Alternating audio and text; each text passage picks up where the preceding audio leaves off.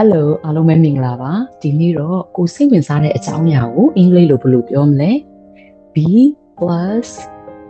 interested in plus now ကကိုစိတ်ဝင်စားတဲ့ဟာပေါ့နော် interested ကတော့စိတ်ဝင်စားတယ် now ကကိုစိတ်ဝင်စားတဲ့အရာကိုအနောက်မှာရေးမယ်ကိုစိတ်ဝင်စားတဲ့အကြောင်းကိုပြောခင် verb to be ကိုပြောကြည့်အောင်နော်ဒီမှာ verb to be ကဖြစ်တည်ရှိသည်ဆိုတဲ့အဓိပ္ပာယ်ရတယ် base verb က verb to be ပေါ့နော် present tense ကကြမှာ am is are အဲ့ဒါ subject ပေါ်မူတည်ပြီးတော့ပြောင်းနေရှိရပေါ့နော် past tense ကကြတော့ဒီမှာမသုံးသေးဘူးပေါ့နော် verb to လို့ခေါ်တဲ့ was were past participle verb 3 being present participle tense verb ing or verb 4 being ပေါ့နော် okay ဒီမှာကြတော့ present tense verb 1 am is are သုံးပါမယ်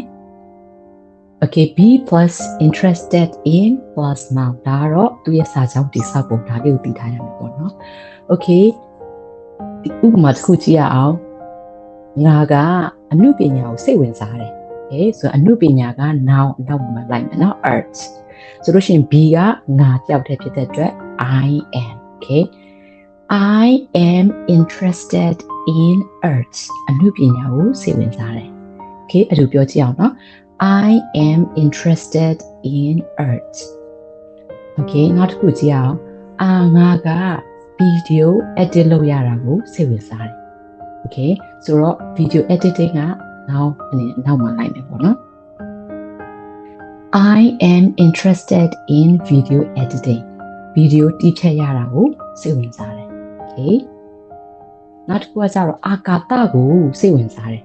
အာကာသကိုစိတ်ဝင်စားတယ်အာကာသနောင်အနောက်မှာ space ပေါ့နော် Okay ဒါဆိုရင်ဘယ်လိုပြောမလဲ I am interested in space အာကာသကိုစိတ်ဝင်စားတယ်ငါကအုံနောက်ရဲ့ဖွဲ့စည်းပုံပေါ့နော်အုံနောက်ဘယ်လိုအလုပ်လုပ်လဲအုံနောက်ကိုစိတ်ဝင်စားတယ်အုံနောက်က brain ဆိုတော့ noun ပေါ့နော်နောက်မှာလိုက် Okay ဘယ်လိုပြောမလဲ I am interested in the brain in ရဲ့အနောက်မှာ the brain နောင်လိုက်မယ်ပေါ့နော်ငါအုံနောက်ကိုစိတ်ဝင်စားတယ်ပေါ့နော်အုံနောက်ဘယ်လိုအလုပ်လုပ်လဲဘယ်လိုဖွဲ့စည်းလဲ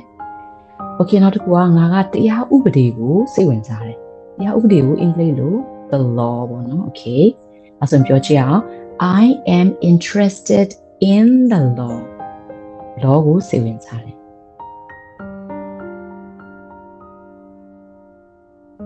Okay ဒါဆိုရင်ဒီနေ့လေ့လာသွားတဲ့ be interested in now ပေါ့နော်ကိုစိတ်ဝင်စားတဲ့အရာကိုပြန်ပြောကြည့်အောင်နော်အမှုပညာကိုစိတ်ဝင်စားတဲ့အတူတူပြောကြည့်အောင် I am interested in arts Okay နံပါတ်1 video ဒီဖက်ရတာကိုစိတ်ဝင်စားတယ် I am interested in video editing good job Okay နံပါတ်3ကအာကာသကိုစိတ်ဝင်စားတယ် Okay အတူတူပြောကြည့်အောင်